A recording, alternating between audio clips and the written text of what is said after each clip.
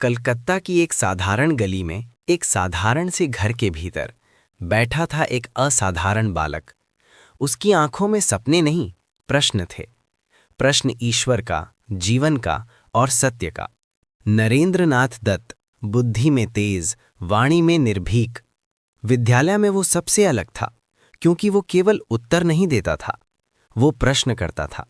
वो जहां भी गया एक ही प्रश्न लेकर गया, क्या ईश्वर सच में हैं? और यदि हैं, तो क्या आपने उसे देखा है? एक दिन वही प्रश्न उसे गंगा किनारे ले आया, दक्षिणेश्वर काली मंदिर, जहां उसकी नियति उसका इंतजार कर रही थी।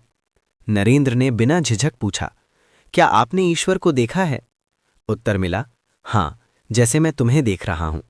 और उसी क्षण उसका संसार हिल गया। रामकृष्ण परमहंस ने नरेंद्र को विश्वास नहीं दिया, उन्होंने उसे अनुभव की राह दिखाई।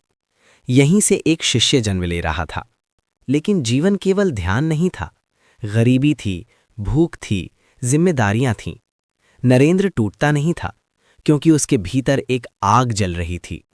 जब गुरु चले गए तो ऐसा लगा जैसे दिशा खो गई हो, लेकिन रामकृष्ण का बीज अब अंकुर बन चुका था।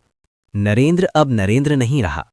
सन्यास ने उसे नया नाम दिया, स्वामी विवेकानंद, एक साधु जिसका लक्ष्य था जागरण।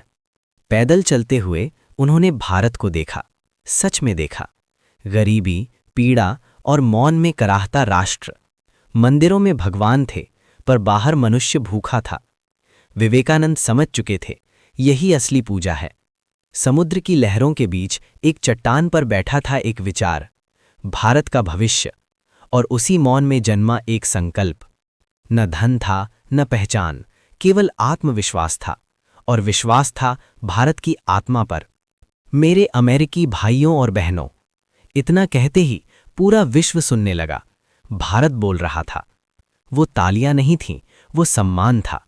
एक सन्यासी के लिए नहीं, एक संस्कृति के लिए। वापस आकर उन्होंने सेवा को संगठन दिया। शिक्षा, सेवा और आत्मनिर्भरता, यही था उनका मिशन।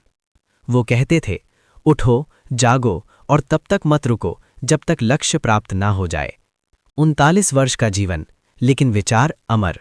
स्वामी विवेकानंद चले गए, पर भारत को जगा गए।